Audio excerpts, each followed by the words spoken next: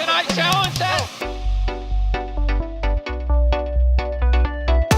Challenge flag thrown by John Harbaugh.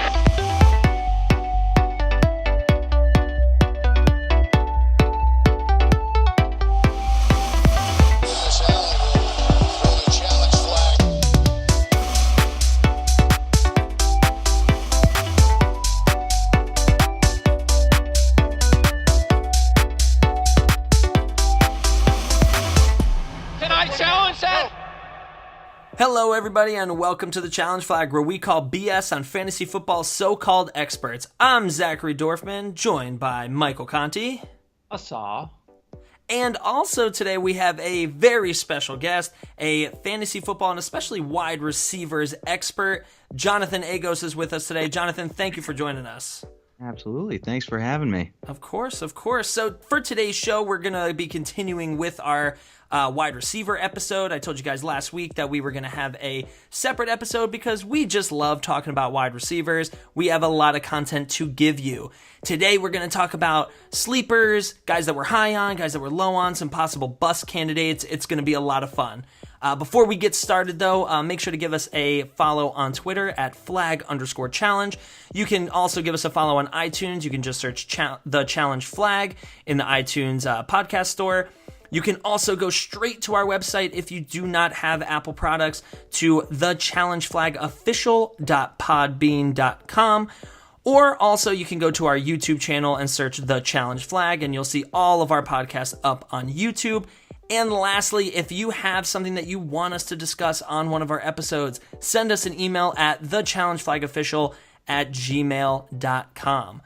So guys, before we get started, just wanted to bring up a draft strategy that I've been experimenting with. Recently in our league, we just passed the rule that we can now trade current draft picks. And so since there is a lower hit rate on landing those 7th, 8th, 9th round picks, I have been reaching out to members in our league to try and trade some of those later picks to package with a 2nd or a 3rd round pick to move up into those rounds and get someone that I think is a safer target for their ADP. And the biggest reason why I came up with this strategy is because of past experience with missing out on those later picks, with them being busts. Come the regular season, I find myself being too hesitant to part ways with them, at least early on in the season, when, you know, I think is really crucial for a lot of waiver wire ads. There's a lot of talent on the board still early on in the season in the waiver wire that there's some guys that go undrafted that I would be happy to take a flyer on, which is really all you're doing in the 7th and 8th round, and instead positioning yourself by trading those later round picks to get someone that you are surefire. So for example, in our league, in the 2nd round, my ADP usually falls around Mike Evans, who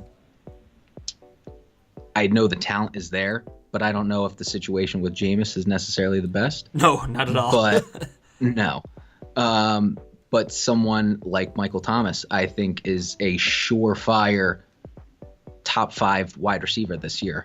And if there's an ability to maybe swap picks and give up a 7th or a 6th, 5th round, maybe not a 5th, but a 6th round pick to move up and get someone that I'm more confident about, this is a year that I think, well, this is our first year that we're even allowing to trade draft picks. So that's why I had an epiphany the other day, like, wait, I don't have to draft where I'm actually, my picks are. I can move. Which is the best part about being in a league where you can trade picks, because absolutely. Yeah, it's, well, like, okay, I'm gonna like half agree with you, because I love that idea of, because you're right, because the waiver wire can be so hot, especially in the beginning of the season, where you're like, you can use your picks on guys that no one's drafting being the first one to draft, like the Jacksonville defense. Mike, you said before that, like, that's like drafting a wide receiver that goes in your starting lineup, so why not? Absolutely. Or, if you wanted to, you waited, you're going to wait like later on a quarterback, and you're still like, well, I'm still going to wait later, so there's like no I think that I like that idea of saying, look, I'm going to shore up starting spots, guys that I know are going to be locks for points, as opposed to guys on the bench that could potentially not do anything, and then let the bench spots be the positions where it's going to be the waiver wire where they actually show you something first and the season plays out a little bit and you can see where guys are performing. But the thing that I like semi disagree with is I think that like 7th round is still a little bit early for that. You know, especially if you're someone who likes to take like a tight end early, you know, then you've just had like, because like 7th round is you've picked 6 times, tight ends early, you got like 3 wide receivers and a running back. I think that like, you know, you're picking your first bench guy. And if, you know, if we are going to look at ADP wise, like let me pull that up real quick. So like, let's go 7th round. So like wide receivers in the 7th round are still like Emmanuel Sanders, Jamison Crowder, Devin Funchess, Randall Cobb. So I still think that like, for me, I'm still going to take that guy that like, I think is like fringe starter first. And then and then I think that like once you start getting into maybe like 8, 9, 10 is when I would be like, yeah, I don't really need that pick. I would rather shore up a guy that I like. So I like that drafting strategy. That's pretty interesting. You know, and this wasn't something that I've been thinking about a lot. This is something that's happened over the last like 24 hours. So it's not something I've had enough to like dive into what I'm saying. And being our first year of trading draft picks, there's no guide as to what the value, like the pick is. Like, oh, if I wanted to move up, this is going to be a 4th and a 6th, or I'm going to have to swap. That's the beauty of it, is that you can get creative. Yeah. So I don't really, like I said, yes, I love the value in the 7th round, especially for a wide receiver or someone else. But I was just looking back at our draft last year and seeing the guys that we had targeted in the 7th, and I'm saying, man, if I had given up that pick, I could have really locked in someone nice in the 2nd round. There were a lot of duds. Yeah. And more duds than you think. Let me be like fair warning for the two of you, be like, now that you're able to trade picks. Let me tell you what my what I did the last few years. You can't trade players for picks. Well, okay. Well, I would love to. It worked once. I traded players for picks, and then what was it? No, I won. No, I traded players for picks and won. No, I'm sorry. Reverse. I traded picks for players and won. And then the next year I had like no picks. So my team was awful. So I traded picks for players. Then I had a few injuries, even with those extra picks. So I traded more picks for players. So going into last year's draft, I had 2 first rounds, 2 second rounds, 3 third rounds, 2 fourth rounds, and 2 6th round picks. I stopped picking a full team in the 11th round, and we have an additional starter and an additional bench spot. Jeez. And I got hosed. I drafted Aaron Rodgers, and he got hurt. I don't blame you. You got the extra picks. Exactly. Yeah, But you can't account for injury. Yeah. If he's healthy, that's a steal. Oh, yeah, absolutely. I mean, like, and I got Greg Olsen. That worked out great. Another injury. Yeah. Again, I think if he's healthy, completely different. Oh, yeah, absolutely. But it's just like, you know, the trading for picks, like, it sometimes might not work out. My wide receiver, it was like AJ Green, down year. Demarius Thomas, like, worst year. The only time he's, like, never had 1,000 yards. My keeper was Amari Cooper, like, and Isaiah Crowell, awful. Like, it was everything didn't pan out. I'm on Fantasy Football Calculator right now looking at PPR ADP from last year, and I want to read some of the 7th round picks and give your gauge that these are guys that people were high on then. I mean, Zach Ertz, steal. Tevin Coleman, solid. Sanders, down year. Derek Carr, down year. Darren McFadden, Chris Hogan, Mariota, Derrick Henry, Delaney Walker, Jameis Winston, Theo Riddick, Paul Perkins, Jeremy Maclin, Rudolph, and Willie Snead. I could do without all of those guys. But last year, that was like, oh, you know what? You can get them there. I just think that there are so many stories that you buy into that you're selling yourself into, oh, yeah, I'd love a Robbie Anderson or something. And you whiff. Yep. Whoa, you're telling me Paul Perkins was a whiff? Whoa. And that's something where you're saying, oh, wait, I'm going to get a starting running back in the Giants' backfield. And that's one of the reasons why someone's taking, like, whatchamacallit, Royce Freeman. He's going earlier, sixth, maybe. What is his ADP? He's actually, he's pretty high. Yeah, 5th round. That's pretty rich. Fifth round, 5th pick, 54th player off the board. Well, yeah, and around Royce Freeman. Monte Ball, what's his name? What the fuck's that guy's name? Devontae Booker. I just read a report today that he's going to be the starting back to start the season. It's like, so then I'm not going to. Yeah, Royce Freeman shouldn't be there. So, gentlemen, let's just get right into it. We're each going to pick a sleeper candidate that we have for this year, and we're going to kind of discuss our feelings about it. Mike is going to start us off. So, Mike, who is your sleeper candidate? I want to keep it plain and simple, and I am choosing Sterling Shepard. Sterling Shepard's got an ADP of 44, and he is my sleeper for the same reason that Devontae Parker was my sleeper last year. If you guys remember last year, Jay Cutler came over to Miami, and he was praising Devontae Parker, comparing him to Alshon Jeffrey. Likewise, this year, Eli Manning is saying that Shepard is primed for a big year.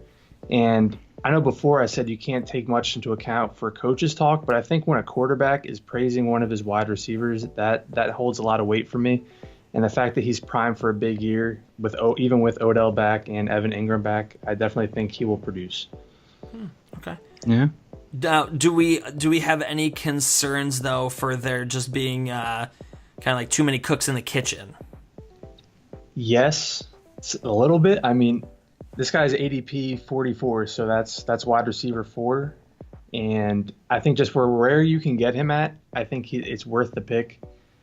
I mean, Evan Ingram, yeah, he'll get his touches. Odell Beckham will get the bulk of the work. Barkley's definitely going to be catching some balls out of the backfield. But last year with Odell out and Brandon Marshall out, I definitely think Sterling Shepard tied up his bond with Eli Manning, and they're more on a better page. Yeah, I could see that happening. I agree with you as well. Eli Manning had a comment on him recently saying that he could see him stepping up and having a huge year this year. Yeah, I can see that. I think I have a little bit more concern than you do about the too many guys that need to be getting the ball. However, though, when a quarterback does say that, it shows that he's not going to just forget about this guy. And I think that, like you mentioned too, that his ADP is going as the 44th wide receiver off the board. So a good wide receiver that's in a good offense and the quarterback seems to love at that draft price. That seems like something really good to take a chance on. I definitely can get behind that. Yeah, I mean, I understand your concern with the whole spreading the ball around, but last year the Giants averaged 38 pass attempts a game. If you could get a quarter of that to maintain that, especially with Saquon, come on, you just invested that draft pick. Like, Saquon is gonna be the guy. He's got to be fed the rock. I can't imagine Eli throwing it as much as he did last year when they had Perkins back there. Yeah, they had Perkins, Darkwa, Gallman, guys that shouldn't be in the NFL. Right. Yeah. Okay, but I still like him because Eli likes him, and if Eli likes him, I like him. Which again can be good enough for that draft price. It's not like you're getting. It's not like I'm wasting it's like I'm wasting a high value pick on. This is a bench spot where that's all a sleeper is a bench spot, and you're just hoping this guy will be able to produce for you as a bye week starter or even a flex play. And this is a guy that could be a number 1 on another offense. Like, if Odell Beckham Jr. is not there, this is a wide receiver with that talent. Stud. That's what I'm saying. If you have, like you said with Josh Gordon, if you have the talent, that's going to take you a long way. Yeah, gotcha. Yeah, so something to consider about Shepard's success is, if we get like a little bit into the numbers there, is that it's really cool to look at kind of inside receivers like slot or flanker guys, and then see how they are on deep routes, because that definitely makes it more difficult for defenses to plan for. And so he actually had a 56.4% success rate, which was above the league average on the 9 route, even as a guy where all of his successes were coming from the shorter routes, like the curl and the flat, the slant. So this is a guy similarly, to Adam Thielen, where he's got some vertical game coming out of the slot, which definitely causes for some mismatches. And he's also good at the with contested catches as well, with a 22% of his targets being contested catches and him converting on 81.3% of those. So this isn't a guy to just say, okay, he's the number 2 behind Odell. Like I said, I'm probably not as high as you on him just because there's so many talented guys there in that offense. But if he were to have a breakout year like Adam Thielen did last year, it wouldn't be something that we didn't see coming. Yeah, and it's perfect that you're not high on him because we're talking about sleepers here. So this is just Right. That's what this is. Low risk, high reward. True. For my sleeper, I actually am going to stick with Jordan Matthews. I have many sleepers, but He can't tell us his sleepers because we're in the same league. this is true. That's what I'm saying. When we do this podcast, I'm like, I don't want to talk too much because I don't want to give away my whole draft strategy here. See, I gotta let the people know. We need the people to know. I told everyone in my league that I was just like, look, I'm sacrificing draft strategy for this, so can you guys cut me some slack?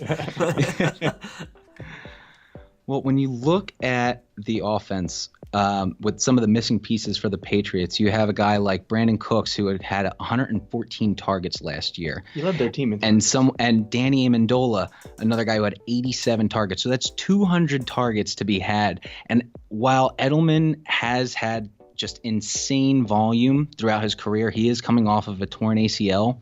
So you're looking at 200 targets that is going to be potentially thrown around in that offense. And Jordan Matthews, who's a glorified slot receiver, where in years past as a slot receiver for the Philadelphia Eagles, he had 809, almost 1,000 yards, actually even 800 yards in his third season in the NFL, and having 8 touchdowns in both 2014 and 2015. So you're not swinging for the fences on. This is a guy that's very low risk that can give you really solid production in the later rounds of drafts.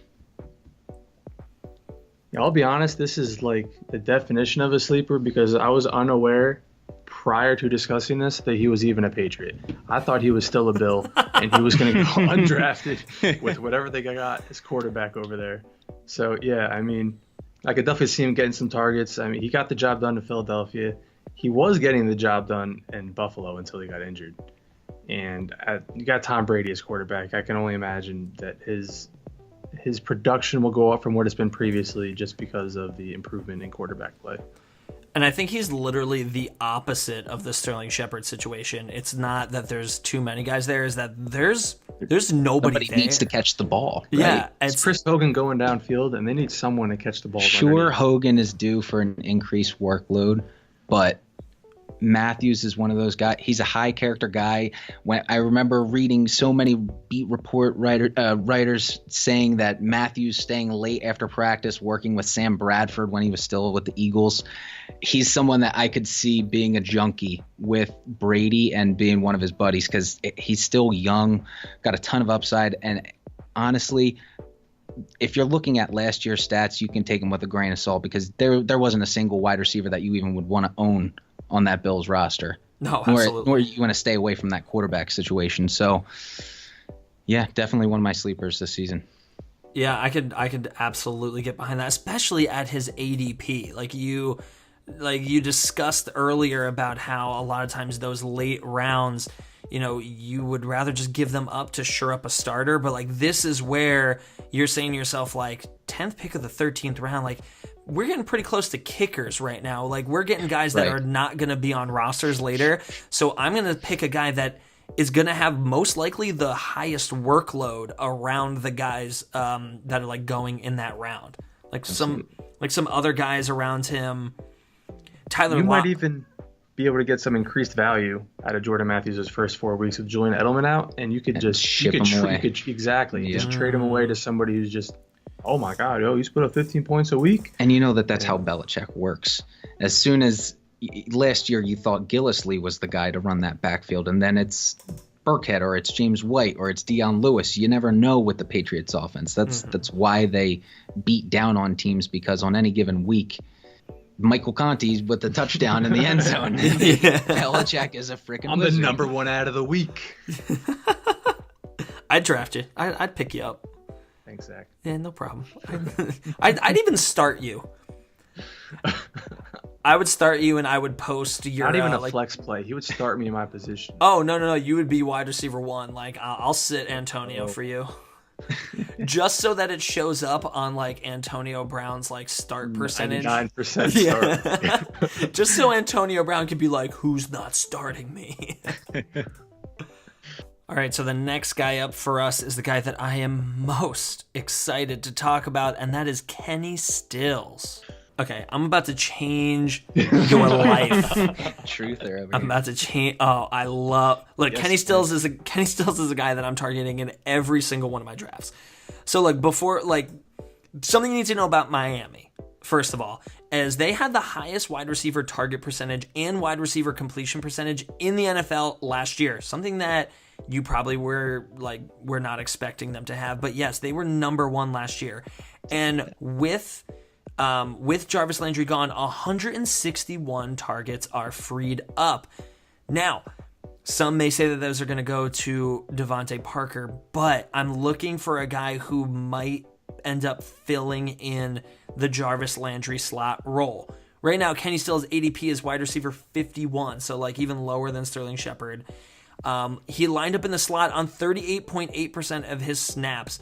And he was at least off the line of scrimmage. If you remember, I talked about the importance of not being that X and being at least like a flanker position, so you can't see that press coverage at the line. So at least 54.7% of the time. So he was seeing he's going to see softer coverage, and I think that he's going to be in the slot even more than 38% of the time now with Jarvis gone. And not only can he rip teams up the middle from the inside on vertical routes, he's really successful at vertical routes. You know, he's more successful than the league average on the corner, the 9, and the post route, but also that danger up top also creates for some separation on things like the comeback and the flat. So my point being is that I think that he's in the perfect position, and he's a guy that is so successful on these like exact kind of routes that he needs to be successful at, that I think that this is Kenny Stills' breakout year. Yeah, so I think that he's going to finish above Devontae Parker. I think he's the wide receiver to own on the team. Well, I have 2 words for you. Talking about those slot wide receivers. Give it to me. Danny Amendola. Where's he going? He's going in the slot. Yeah, but even when Jarvis Landry was there, he had 38% of his snaps in the slot. That's true. And like Jarvis is like the definition, like when you look up slot in the dictionary. There's a picture of Jarvis Landry. Yeah. So like I don't know. I only see that getting higher. I see what you're saying with Amendola though, but Hey, that's why they brought him in. Like when I saw that ad, I was like, okay, they got a good replacement for Jarvis. Now, Jarvis Landry was notorious for getting a lot of catches around the line of scrimmage. He was a yak king. And Kenny Stills, while he's got the speed and he's a great, very talented speed receiver, I don't know if he's that type of guy that can produce with the ball in his hands, making guys miss to fight for those extra yards. When you look at his career yak numbers, he's never surpassed 200 yards in terms of he's never surpassed 200 yards after catch. yak. Yaks. And looking at Jarvis Landry last year with almost 500 yards after catch, I don't know if that's replicable in that offense. I think Jarvis Landry is one of the most talented guys with getting, I almost said yards after contact, yards after the catch. I don't know if Kenny Stills can necessarily fill that role. No, However, I don't think he has to personally. Like I don't think they are going to. Like, I don't like Kenny Stills, I guess, like, to be Jarvis Landry because there is only one Jarvis Landry, and, like, he's not going to have the exact success that he did. But I just think of, like, where his ADP is, and I mean, like, it's not just, it's not just that he's successful on deep balls, he's successful in the slot, like, he's also successful with 50-50 balls, with, like, a 73% conversion rate. Last season. So I think that he's like more, to me, he's like a really underrated, like all around successful wide receiver that I think that the Dolphins are going to kind of realize that they have in him. And I I just think like at ADP 51, I think he's going to finish as the best wide receiver on that team and like way higher than that. Do you think Tannehill stepping in has any impact on this? Because he didn't play at all last year, and you have a guy like Cuddy who, while Smoking Jay Cuddy isn't necessarily the best quarterback out there, the Dolphins were down in a lot of games. They were able to just throw the ball a ton. So it still is more so a product of that. Well, I don't see him I don't see the Dolphins being any better. I see the Dolphins being pretty atrocious, so I still think that they're going to be down in games and needing to throw the ball a lot. So, I think that Tannehill versus Cutler, I think I would rather have Tannehill in there, like if I'm a Kenny Stills owner. But I think that more from what I was looking at was not the volume, but more the area of success that he was able to have. Gotcha. So I think that he's going to be successful this year, and I think with the Jarvis leaving, there's more volume for him to be successful with. So that's kind of where I was going. Don't get me wrong. I actually am very high on Kenny Stills, but I'm trying to play devil's advocate. Oh, I here. love devil's advocate. Please. Like I said before, we're talking sleepers Like here. to You challenge don't myself. really poop on. I do like him very much. Pooping on someone's parade for a sleeper is like, okay, but it's a sleeper. I'm not saying he's a wide receiver too. I'm saying he's a sleeper. Yeah, a guy that I think could, like I feel like with sleepers, the important thing to note is that these are guys that if they don't pan out, there were so many reasons for them not to. It's just there are those few reasons where you're like, look, if they finish in the top 24, I had the reasons to back it up beforehand. It wasn't a full-on surprise. All right, so next on the list, we are going to do a little segment called Floor or Ceiling. So we're going to be going through some wide receivers that we are either really high on and we think are going to break right through that ceiling and outperform their ADP, or guys that we are pretty low on and think are just going to fall right through the floor and finish well below their ADP. What is your take on Crabtree this year? I go back and forth. So Michael Crabtree, again, this is the whole, like you said, everybody looks good in the offseason, but the reports are that, Joe Flacco is just like, wow, I've needed this for years, and I haven't had it. But it's just Joe Flacco is so bad that, one of two things can happen. One, Crabtree is just bad because Flacco is bad. Or two, Flacco is so bad that he's like, wow, I'm just going to throw it up to Michael Crabtree and let him try to beat people, which he will do. And, I could see him having, an awful amount of yards, 800 yards, but have, 12 touchdowns. I agree with you. And the reason why I'm leaning more towards ceiling for him is because when you look at Joe Flacco, the success that he actually, when they were a playoff team, he did have Steve Smith, but the Ravens offense had a running game behind Ray Rice. After Ray Rice, I don't think there's been a solid running back in that Baltimore backfield that you would want to own. Yeah. And that offensive line last year, you look at Marshall Yanda, who's a Hall of Famer, guy hasn't let up a sack in 3 years. He went down last year, and they lost their other interior guard.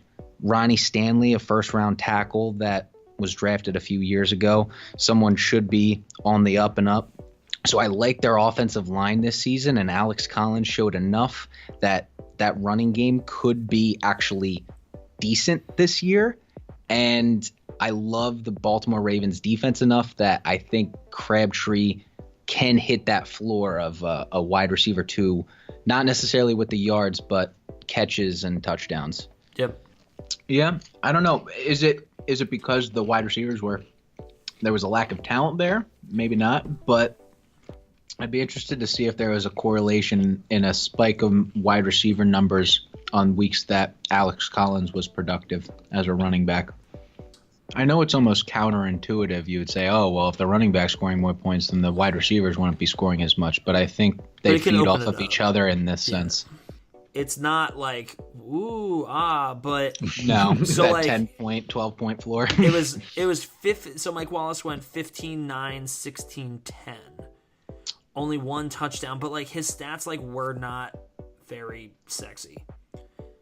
I know the one game he had like 3 catches for 130 yards. Well, he had like 5 for 1. Oh, that was week 5. Oh, he had 11 target. What was this? Week 12, 11 targets, 8 targets, 5-10.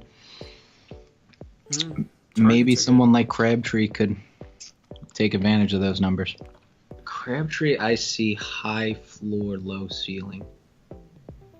I can't expect all Where's that his much. ADP? You think he's going to be above or below his ADP? Let's see it. 6.05. You know, Is he on the screen right now? Yeah, fifth pick of the 6th round. honestly, I think he's right where he deserves to be. Yeah, so like guys around him are Sammy Watkins, Corey Davis, Julian Edelman, Will Fuller, Marvin Jones. I think I like him more than Marvin Jones. Maybe not as much as Corey Davis, although the upside is immense with Davis. Maybe we could say that. What's something that's not the ceiling or the floor? The couch. in the middle. He's a couch guy. He's on the He's table. on the couch. Yeah. He's not on the ceiling or the floor. Michael Crabtree, we got him on the couch. Yeah. He's not going to do worse than his ADP. We don't think he's going to do much better than his ADP. We think He's that a really the hard experts floor have him. ceiling guy. Just have him right where we think he's going to finish. Well, he's just so like vanilla, right? Yeah, like, there's exactly. nothing Not like 2 years ago. 2 years ago, dude, he killed it for me. Oh, yeah, 2 years ago I he was a beast. so high on him. Wasn't that a lot I of... got him in like the 5th round. He got like 15 touchdowns. I was just going to say, but wasn't that mostly out of touchdowns? Points or points. I know, but I don't expect Flacco to be slinging Which is why 15 touchdowns. Which is to a why I person. have him at floor. Right, that's why I say he has a low ceiling, but because somebody needs to catch the balls there, He's I got like a low him for ceiling and a high floor. So he's in living the in a middle. ranch house right now. The floor and the ceiling, they're right there. Yeah, he's the number 1 on a team that has improved. But because that quarterback play is still suspect, it's hard to say that he's going to like break out and do his ceiling, because his ceiling is like double-digit touchdowns, and like that's pretty tough to predict with Flacco.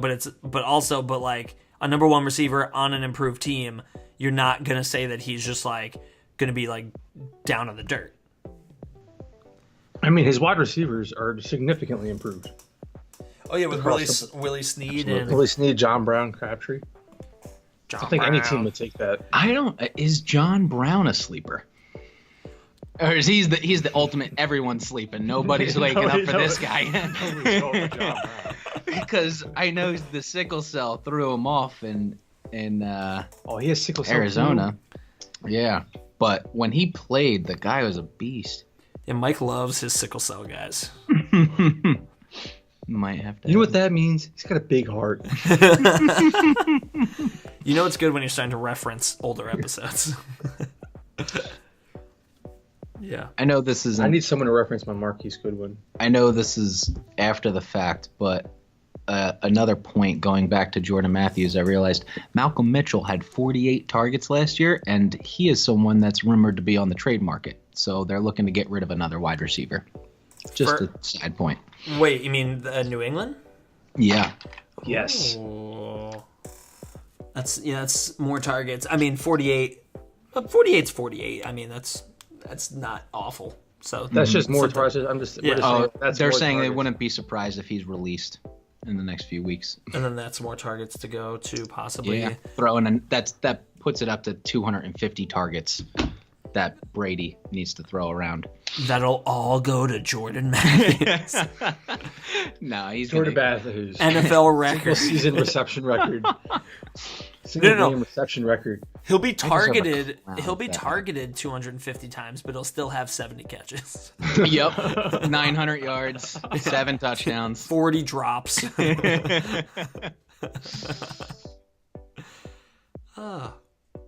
All right. Next up, we have Tyreek Hill, floor or ceiling. He's someone that he has the speed to take it over the top past anyone. He's a world-class sprinter. However, he's also someone that's one of the most dynamic yards after catch players and could be having another guy like Watkins to stretch the field. Tyreek could be someone going over the middle, almost in a Jarvis Landry type role. where he was last year with the Dolphins, and he's someone that would absolutely thrive in that. So while I know most people aren't high on Tyreek Hill, I think if you could net him in the 4th round, it would be a pretty solid pick. Because of his Again, ADP. I would never reach for him in the 3rd round. I don't like him more than a lot of other receivers that are drafted around him, but I don't think he has a serious low floor. I think his floor is still at wide receiver 2. So you think he's going to finish wide receiver 2? Uh-huh. That's another thing. Like what's his ADP is what? High. It is. It's way too high, but Tyreek Hill is going. His 3rd round, 9, 15. See, that's why I'm saying he's saying floor the wide next receiver. round, I think, would be. So if you're looking between Golden Tate and Tyreek Hill, I'm taking Tyreek. Yeah, we have him listed as floor here. I mean, he's wide receiver 2. Jonathan thinks he's going to finish at wide receiver 2, but definitely more in the 20s, right? You're not. Yeah, talking, no, not at 15. teens. No. So yeah, that's what we mean by floor. That doesn't mean he's going to have a terrible year. It just means like I said, someone who's going to finish below their ADP. Okay. Yeah. So that's Okay, if that's the case, absolutely. And your point to that could also be the fact that Alex Smith, while nobody's praising him, last year he was an MVP candidate. So you can't expect Mahomes to step in year 2 and replicate that sort of success. Yeah, there seems to be a commonality in our is that even a word? I'll make it a word for tonight. Commonality. I think it is a word. Between all of our floored wide receivers, I mean, it's the quarterback play is having a huge role on my opinion, at least, on why I think they're going to be play below their ADP. See, I'm the opposite. I like Patrick Mahomes, but I like him with Watkins more than I like him with Tyreek Hill. I agree with that. I love Watkins' deep ball ability. Yeah. I mean, Watkins is so good. The Rams were like, you know what? We're going to go get Cooks. That wasn't because of Watkins. and he's a like Watkins is like a big boy red zone guy. Like I think a rookie is going to want to like a rookie quarterback is going to want to like look to this like big bodied receiver to if like to not only separate, but if he can't separate, to like win jump balls. And I think that Watkins is able to do that. Like, I'm not going to take that away from Tyreek Hill. He had like an 80% success rate against like contested catch success rate. So like, it's not saying that Tyreek Hill can't win 50-50 balls. It's just that I think with Watkins, like pure like body ability, I like him as like a safer bet. And I think that he's going to take some more targets away from Hill. Like it's going to be like a lower target share for him. So he's the notion that Hill is going to have the same or better season than last year, I think is crazy. Yeah. And Watkins, has he ever really had a stable quarterback while he's been in the NFL? No. As a Rams Jared fan, Goff. Come on. Jared Goof. Jared Goof. That guy didn't even look at Watkins last year. It was a crime. They had a Ferrari that they left it in the garage all winter. They did. Jared Goff doesn't know if the sun sets in the east or the west, and apparently he doesn't know how to throw the ball to Sammy Watkins. Does not. Unless it's actually on like the 1 yard line. Like Sammy Watkins had so many like 1 yard touchdowns. Yeah, those curls, those slant curls. Yeah. All right. Quick. On the 1. Nice. Fantasy plug for the best mock drafts. Free fantasyfootballcalculator.com. If you ever want to be in a draft with me, you will see my team name is I'm Pooping right now. So if you ever see that team name while drafting on fantasyfootballcalculator.com, that is me, Michael Conti, host of The Challenge Flag. Ooh. At him. Get it. I know Mike's poop schedule, so I'll be able to find you. All right, next guy. Let's talk about a ceiling guy. Let's do Jamison Crowder because he's interesting. I love Crowder. Tell me why. Why do you love him so much? I mean, we went back and fact checked him. I thought he had not my opinion on his season, but how I remembered the 2016 season going was that he was a stud. And we went back and looked at it, and it was more of a what have you done for me lately? He finished the season great. Same thing goes for 2017. Didn't do much the whole year. He finished pretty well. Now he has Alex Smith coming in, someone who, as Jonathan said, was an MVP candidate last year. Kirk Cousins is gone. I would love to see Alex Smith's average yards per attempt thrown, because I think Crowder is someone that feeds more around the line of scrimmage. That because when you look at that wide receiver group for the Washington Redskins, you can make just as good of an argument for Josh Doxson as you would. I almost called him Pierre Garcon, Jamison Crowder, Nice. for sleeper. Well, Smith's yards per attempt. So, like, to go back to what you were saying, like Smith's yards per attempt last year was tied with a career high with 8. But I think that was like also like the Tyreek Hill effect. Before that, it was like that skewed because of Tyreek. Yeah, before that, it's high 6s, low 7s. Right. I don't know necessarily how Doxson is going to be used in that offense. That's the question marks, because like Paul Richardson's going to be an outside guy, but Washington did not use Crowder in the slot last year. Okay. He saw press coverage double the amount of times that he did the previous year. It was like 12% in 2016 because they used him in the slot, and it was 24% last year.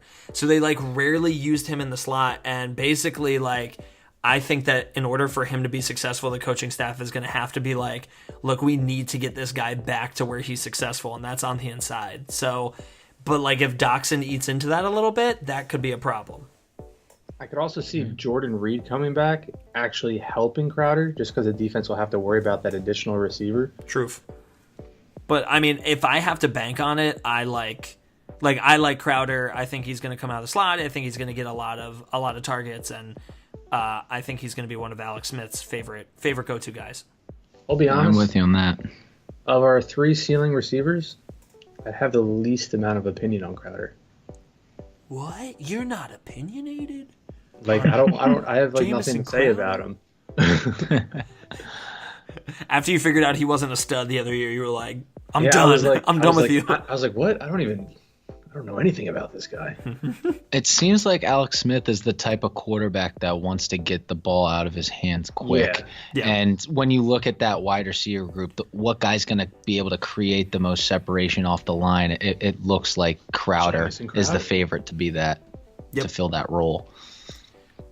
I think there's 2 different types of guys that throw the ball short. There's Sam Bradford's and there's Alex Smith's.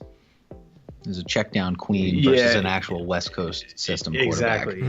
And Alex Smith was a West Coast quarterback that was doing a job, whereas Sam Bradford is the check down queen. That's an awesome nickname. I think that Sam Bradford forever is going to be my check down queen. That's that. That's that from now on. You know when the hotline played? I hope it's my check down queen.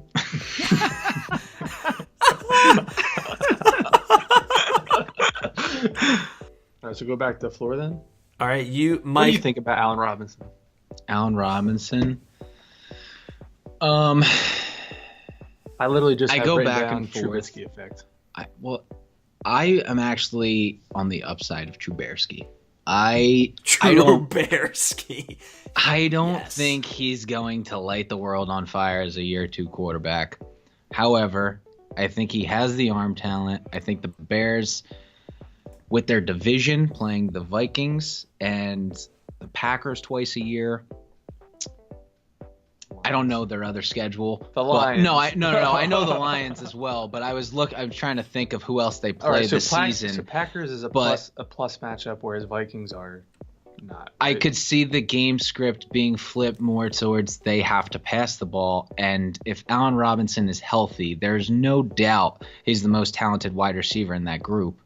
And the volume is going to be there. It's just a matter of is Anthony Miller this out of the radar, out of the blue guy that comes in and really builds that rapport with Trubisky this offseason and becomes his go-to guy. Nobody knows. There's a lot of moving pieces. You have Robinson, a new wide receiver. Kevin White back. Kevin White, he'll be. We've never seen him. We haven't seen right him back yet. on the IR. Trey Burton, a new tight end. You got a new offensive coordinator. There's so many new pieces to that team that I could play devil's advocate here and say stay away from Allen Robinson because of that and his high risk of injury. But I actually like him this year with his ADP. Sorry, Mike, I'm on the same page there. I think that ADP is a big part of it too, because like, what's his ADP? Well, so like, round. Yeah, and like asking that during conversation. The guy, so he's the 20th wide receiver off the board. Like the guy in front of him is Juju Smith-Schuster, who like I really like, but he is clearly like a number 2, not getting the most targets on the team. Brandon Cooks is 2 guys behind him.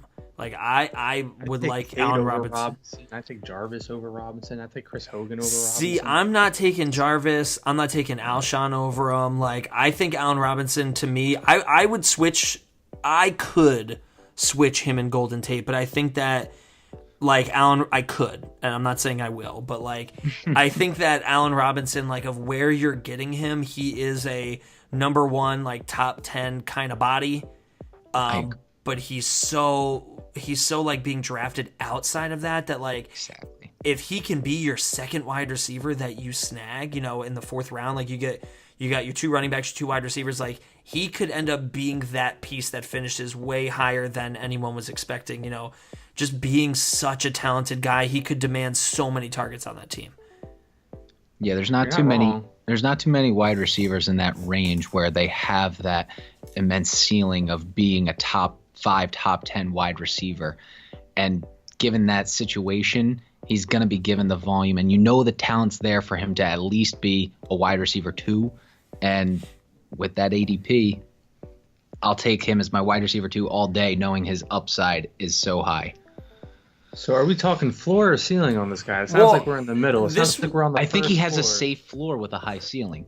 Well, Mike, this was your pick. So if this was my pick, and my pick is maybe starting 3 or 4 years ago. I said I will never own an Allen that's on the Jacksonville Jaguars, referring to Allen Robinson and Allen Hurns. Guess who this guy is? He's Allen Robinson. I'm never going to own him. I'm going to think down about him. And it's the whole Trubisky effect. I can't be sold on the Trubisky effect. I'm sorry. Give us the stats. Are you sold on the Bortles effect? Oh, I think Bortles he had a top 10 year with Bortles. No, I mean, not to get into tight ends here. Prior to Trey Burton getting traded, I talked to Nick and I said I will hands down draft Trey Burton because I think there was trade talks about him already. I said when he gets traded, I will hands down draft him as long as he doesn't land in Chicago with the Bears. And guess where he landed? Chicago with the Bears. Guess who's not taking Trey Burton? Wow, you're not touching Trey Burton. Because of Trubisky, man. I just don't believe in this guy at all. They call him the truth over there. No. Well, give us the stats. Give us those stats again that you gave. 16 completions a game for 180 yards. If Allen Robinson gets half of those receptions and half of those yards, yeah, okay, he's a wide receiver 1, but he's not going to get that. Yeah, I mean, I see, when you break it down like that, it's like, wow, that sounds awful. I think that half of everything every single week.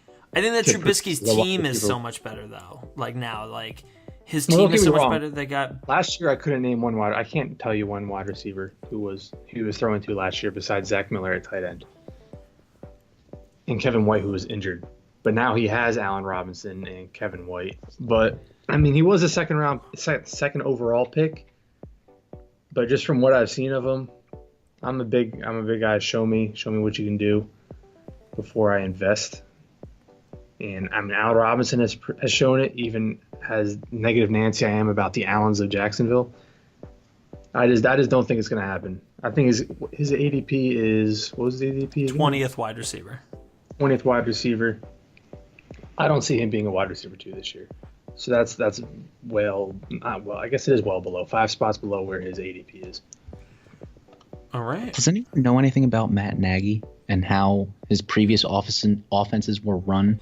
Yeah, he took over week 12 last year, and Tyreek Hill had 7 catches, 6 catches for 185, 4 for 75, 5 for 88. Loves his running backs. He's a running back guy. When he was the head coach, that's when Kareem Hunt got those 20 plus touches, right?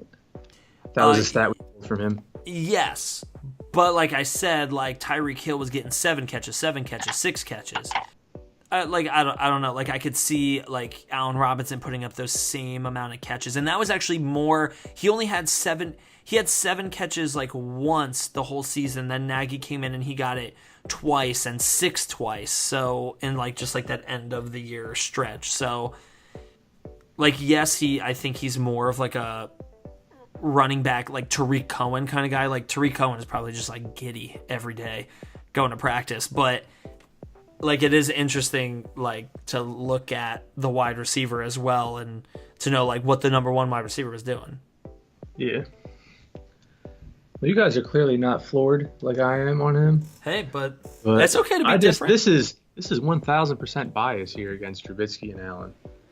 So look, if it And works if out, Trubisky then shows it to me this year, we'll have the same talk next year, and I'll say, you know what? Last year I had Allen Robinson floored, and he finished a wide receiver too. Until that happens, though, I don't see him being wide receiver 2. I could see him be 25. well, he also missed a full year. So like your idea of what have you done for me lately is valid. Like that, you can ask someone to show you something before believing in them. I can't think of any off the top of my head. Big name. Well, I guess Allen Robinson is a big name. He is a very big name. He's a big name wide receiver, so I can't think of a big name wide receiver right now that went down with a season-ending injury. Well, Odell, but you also hate him. So. And Odell hasn't come back yet, though. He has. I mean, I imagine he will come back, and he will be Odell. But someone else who has proven to come back from a season-ending injury, missing double-digit games to come back and still be good. I just can't think of an example where I could possibly compare him and be like, oh, well, he did it, so you know. Jordan It's Reed. possible. Oh, Jordy Nelson, I guess, came back. Jordan He had Nelson. Aaron Rodgers throwing to him. You don't think Mitchell Trubisky is I don't think Aaron Mitchell Rodgers? Trubisky could hit Jordan Nelson 60 yards down the field. No, I don't either. Gotcha. So what are we doing next? Ceiling? Ceiling, you pick. I mean, we could easily talk about Cobb for an hour. Randall. Love Randall Cobb. The one freaking stable piece in that offense that actually has some a long rapport Yes. with Rodgers. I still remember when Cobb first came into the league. He's got to be one of the safest picks, especially at his ADP. Geronimo Allison, is he going to be a guy that steals targets from him? Maybe, but I can't see anyone. I love Randall Cobb. So especially looking at the schedule with the Green Bay Packers this upcoming season, they have a extremely difficult schedule, especially for wide receivers, and Devontae Adams will be seeing those top corners. Cobb is going to be Mr. Reliable. You have a new piece in Jimmy Graham. Geronimo Allison is someone that when you look at the production that James Jones had out of the slot receiver position. I think there was one year he had 16 touchdowns or something like 13 James touchdowns. Jones did have a big year that one year. He had one insane year, and Like, who says that he's going to play slot? Like, that's Randall definitely- Cobb. Geronimo Allison, best bet for number 3 job. Number 3 job generally means slot. Yeah. Yeah, but so like when I look at Randall Cobb, he's like been the slot. Like I love Randall Cobb. oh, this I know, year. I know. He is one of those guys I love to target late that you know you're getting a wide receiver too. We have him under ceiling. I definitely see a ceiling year for him. Oh yeah, because like, but I see him running out of the slot mostly because so like his success against like zone. So this is I'm getting into what like Past 3-4 years has been out the slot. That's why, because you had Jordy as the X and then Adams as the flanker. yeah. You got to put Cobb somewhere on the field. You're not going to bench him. And he's like perfect as a slot receiver, and he tears up zone coverage, 81.8% success rate last year in a down year. I've had Randall Cobb multiple years, and also Jordy Nelson like multiple years. I've actually pretty much owned one of them at least every year for the last like 5 years, and like there are plenty of times where Randall Cobb has outscored Jordy Nelson for good chunks of the season. Yeah. And I think that a lot of people, because he is injury prone, just forget about how great of a receiver he is, how dynamic he is up the middle. I think he's one of the league's, most underrated and forgotten about receivers. And look, Davante Adams is the only person, I think, was it ever, to have double-digit touchdowns the last 2 years in a row, or like in the last 10 years or something like that. 10 touchdowns last year with frickin' Brett Hundley. Come on. Yeah. So Davante Adams is a beast. However, I want to remind you that before Aaron Rodgers went down, Randall Cobb was having a great year. He was. And if Randall Cobb can stay on the field, injury is a concern, but if Randall Cobb can stay on the field, if he finishes higher than Davante Adams, I will not be shocked. I think that if Davante Adams cannot find the red zone, and like you said, with a tough cornerback schedule, if they just kind of throw him out there as the X and just throw him out there for dead and use these other guys, to move the ball down the field, I would not be so shocked at it. Not predicting it. You should still draft Davante Adams. He's just a touchdown fiend, and he's a monster. But I just think that, I can see a world where it's just oh, how did we forget about Randall Cobb? Yeah, absolutely. And who do you think is at higher risk for injury between the two? Because Davante Adams nearly died last year. Yeah. Well, I'm surprised he's still walking. But right? I mean, freak of nature. Randall Cobb is, I think, more of a risk. Jordan Reed of the wide receivers. Yeah, and he was just seen in a walking boot too, that he just got out of. It's a little dangerous with him. He seems like he's one to have those nagging injuries of a groin, hammy, calf sort of injury that holds him back from week to week. But that could just be me. No, he plays through, I think it's a shoulder injury that he's played through a number of times. Gotcha. Yeah. Mike, your thoughts on Randall Cobb? I think he's more of a targets to yards guy. He'll definitely, I could see him chipping out 6 catches, 70 yards a week for you type of deal. Whereas Davante Adams, I'm not saying he's solely dependent on his touchdowns, but those play a huge aspect in him getting points. And I can see Davante Adams, Jordy's gone. And yes, tight ends go to Green Bay to die, but Jimmy Graham is a huge red zone threat. And I could see him eating away. 22 touchdowns is 120 plus 12, 132 points. 132 of Davante Adams' points the past 2 years have been from touchdowns. I could definitely see Jimmy Graham putting up a double-digit spot. I've heard tutties this year and just stealing them away from Adams. And whereas Cobb doesn't depend on those touchdowns, he's the target yards guy, like I was saying. So he has this. Okay, we're talking about him being a ceiling guy. He is gonna definitely get higher than his ADP, but it's because his floor I think is higher than what his ADP has him at. His floor, I have him as double digits every week, and I think that's just higher than what his ADP has him ranked at right now. I had read, I think it may have been Fantasy Pros doing an early listing of strength of schedule for wide receivers, having Green Bay as one of the most difficult strength of schedules. But looking at it myself and knowing some of the depth charts solely because of Madden.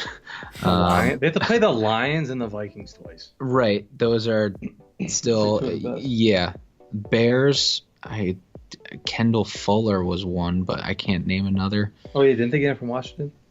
Yeah, and then you have the Redskins, Josh Norman. I don't really buy into this year. The Bills, can't name a corner. Niners, new and improved, Richard Sherman. Yeah, but he only plays one side of the field, so you could just avoid him if you really wanted to. Yeah. Rams, got to go through Marcus Peters and Talib. The Pats. That's the game I'm going to. Butler. Huh? It's a game I'm going to. Oh, you are? Packers, Rams, LA. Dude. All right, last guy on our list is Emmanuel Sanders. All right, I have him as my ceiling guy, while these two might disagree, but let me tell you why I think he's a ceiling. So, last year, awful season, right? 555 yards, 555, That is terrible for him. That was third lowest of his career, and the 2 other times he got that, he didn't play full seasons. He was like a rookie, rookie and second year on Pittsburgh.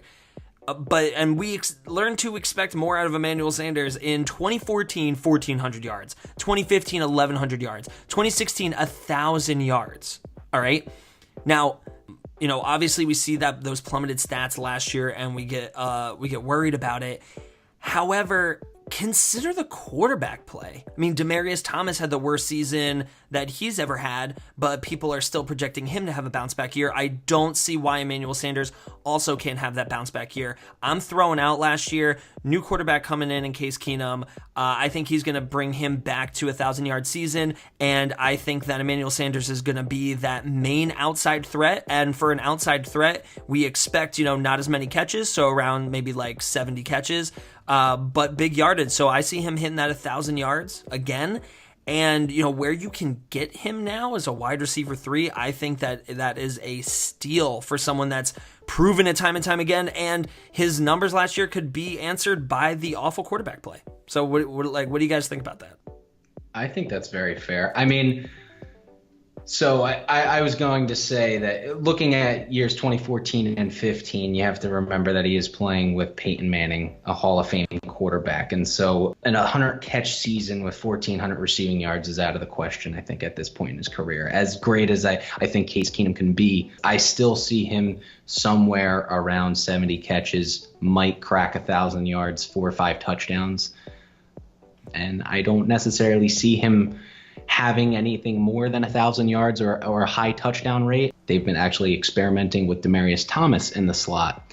And I think that's a tribute to the Broncos drafting Courtland Sutton in the second round, product of SMU, 6'3", 195, runs a 4.5. Guy's a bull. You line him up on the outside, and it allows more flexibility to move Demaryius Thomas, who's definitely the more talented receiver in that locker room. And you've never really been able to see that in years past looking at the previous wide receiving core. They hoped that they were going to get someone like that in Cody Lattimore and Benny Fowler, okay, but neither guys were really a threat on the outside. And by bringing in a rookie who, although I don't expect all that much from him year one, I think it plays into the advantage for both Demaryius Thomas and Emmanuel Sanders, but I see it mainly going towards DT. We're supposed to be going against the experts here, but I mean, I give the experts an A1, A+ rating on this. 33 ADP? That's, if I had to rank him, that's where I'd put him at. So no floor, no ceiling. I think he's just going to fit in right in where they have him projected to go. Okay, however, so are you guys in agreement that he's going to get 1,000 yards? I think he flirts with it. I can easily see him surpassing 1,000 yards, knowing his proven track record and seeing reports of Case Keenum lighting it up in camp. However, you have to take it with a grain of salt because everyone looks great in shorts. Yes, and everyone looks great in shorts. But okay, so let me give you the numbers for guys. And Case Keenum did do it last year with Diggs and Thielen. He had 2 studs at wide receiver, and they both reduced. Let me give you guys the stats for around wide receiver 33 for last year and see how they would compare to what we expect out of Emmanuel Sanders. Okay, so Robert Woods, he had what, Mike? 56 receptions, 780 yards, and 5 touchdowns, but that was only in 12 games. All right, and Marquise Goodwin had 56 for 762 yards and 2 touchdowns, and Ted Ginn only had 700 yards. So, I mean, I think that when I see the 50 receptions, I see Emmanuel Sanders as more of a. Oh, I see him at least 70. Yeah, at least 70, and at least to me, I see him as an at least like 850, 900 yard guy. So I think that 33 is just like way too low for him. Now, I'm not putting him up there with close to Demaryius Thomas. No way. I think especially his move to the slot is gonna solidify his role as the top guy. He's gonna be the target monster. But I see him finishing around the beginning of wide receiver 3, 26, 27. I can live with that. Now that we look at these numbers more closely, I came into this thinking of him as a 70 reception, 800 yard guy, but sprinkle some touchdowns in there. and that'll put him over what last year's 30s were, low 30s were. So I can see that. Yeah, and that's why better than he's his my ADP. Yeah. So you know what? He's my ceiling pick too, Zach. Nice. See, that's what we do here on the Challenge Flag. We change people's minds. We change perspectives. Change the world. Even if it's While sometimes I'm our own. enlightened, I am going to sit on the couch with Emmanuel Sanders. Like Jonathan is posted up with his chips and soda, ready to watch some football with Emmanuel Sanders. Emmanuel Sanders he'll just catch a few balls and then be like, yeah, I'm done for the rest of the game. I'll go join Jonathan on the couch. That's where he belongs. Nice. Well, Jonathan, we thank you so much for joining us on the show. Your laughs, your insight. We appreciate you coming on, and we would love to have you again. It was an honor having you. Thank you so much for having me. I appreciate it. I'd love to be back on, chat some more fantasy foosball with you guys. Sounds great. Well, as great as it was to have Jonathan with us on the show, it is time for Mike and I to move into Flip Flop. So just a reminder for you listeners, Flip Flop is a segment where Mike and I are going to go back and forth. We're just going to be rapid fire, picking two players, and we have to choose which one of those guys, if we were picking in a certain round, who would we be taking? So Mike is going to start by asking me my Flip Flop questions. So before we get into this flip-flop, fun fact as Julio is included in my first flip-flop, Julio Jones's real name, according to Wikipedia, is Quintoris Lopez. What's up with that? So if somebody says that they're drafting Julio Jones, I'm going to be like, oh, there is nobody named Julio Jones. That is not no, it is Quintoris. Wow. Feel free to flag check me on that. So, nope, everyone has to just believe it. No, but nobody look it up. So Zachary, Yes. Quintoris Lopez or Michael Thomas? As much as I want to say Quintoris Lopez, I'm going to go with Michael You did Thomas. just say it. Yeah, I did. But no, that's not my pick. I'm going Michael Thomas. Michael Thomas is my pick to be the number 2 behind Antonio Brown this year. You heard it here first. Bold, but I can't say I disagree. We got T.Y. Hilton or Doug Baldwin? T.Y. Hilton, Andrew Luck throwing bombs in training camp. He's looking good. T.Y. coming out of the slot. Give me T.Y. all day. Finally upgraded from that Nerf ball and is throwing an NFL football. Demarius Thomas or Larry Fitzgerald? Larry Fitzgerald. He needs 97 catches to break that record, and they're gonna make sure that they give it to him. I can't pass on a guaranteed 97 catches. Never thought of it that way. We got the Golden Tate or Juju Smith-Schuster. That's kind of just a flip a coin, really. But I think that I'm actually this time going to go with Golden Tate. I love Juju, but I think that Golden Tate's going to have a bounce back year. Yeah, I would just go with the number 1 over the number 2, honestly. Yeah, agreed. And here we got Devin Funchess and Devontae Parker. Kenny Stills is my ride or die, so I'm not allowed to pick Devontae Parker. Devin Funchess. In conclusion, go Cam. Go Cam, yeah. Nice. All right, so time to flip-flop on the flip-flop. Mike, it is your turn. You are on the clock. Would you take, I'll mention him again, Michael Thomas or Keenan Allen?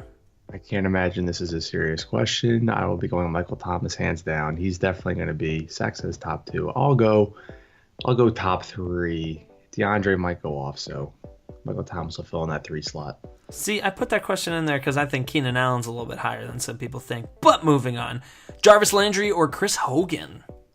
That is very interesting. As Chris Hogan was seeing increased workload for the first 4 weeks, but I still think Jarvis is going to pull in a lot of targets and still get those yards. That was mine where I made that one, and I was like, ooh, good choices. Spicy. Will Fuller, Pierre Garçon. Will Fuller, to me, is very boom or bust, and Garcon has been consistent since the day he was born. And as was previously discussed, he's a dinosaur, so he's been doing it for a while. So I'd have to go with Pierre Garcon. He came out of the womb getting 10 points a week in PPR. What do you know? Randall Cobb or Cooper Kupp? I'm not being biased here as a Rams fan, but I'm going to have to go Cooper Kupp. This guy was 3rd in red zone targets with 23, and with Sammy Watkins' gun, who ate up 10 of those targets for the Rams, got to go somewhere, and I could see Cooper Kupp racking in 3 more targets to put him in at number 1 in the league. I like it. I like it. And last but not least, Corey Davis or the just mentioned Sammy Watkins. I can never drive myself to own a Marcus Mariota wide receiver. Sammy Watkins, he was the Ferrari that the Rams left in the garage all winter, but he's going to get it done over at Kansas City. So I got to ask you, are you putting Marcus Mariota wide receivers on the same list as Mitchell Trubisky? Well, I was going to say Mitchell Trubisky or the Allens. I mean, yeah, not even because of Mariota, just historically, I feel like they've been nothing special. I mean, Delaney Walker's another story, and we'll talk about him next episode. Ooh, what do you know? Next episode will be tight ends, and then that is it for our rankings. We'll be moving into more pre-drafting strategy for you guys, and then we're going to get really into comparing different experts. If you checked out our Twitter, _challenge, I mentioned today that the first one we'll be looking at is Yahoo versus ESPN, so you're not going to want to miss that. But first, like Mike said, next week is tight ends. Thank you all for tuning in to the Challenge Flag. Take a look at us at iTunes, on Twitter at _challenge. You can even now check us out on the FantasySportsGamingNetwork.com. That would be the FSGN.com. Hey, look, Mike, we love two things, right? We love fantasy football and we love video games.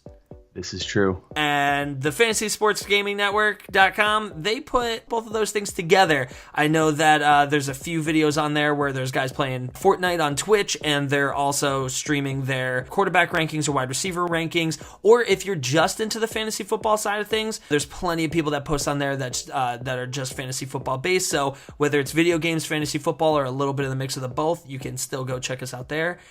But Mike, give us your bold prediction on the way out. I'm sitting here, my mouth is watering. I got me a slice of pepperoni pizza and plain pizza from, I don't know, JoJo's maybe. This looks fantastic. Nice thin pizza, crispy crust. You know what? We're from Jersey. We love our pizza. We got the best pizza in the country. New York ain't got nothing on us. Chicago either. Jersey style pizza.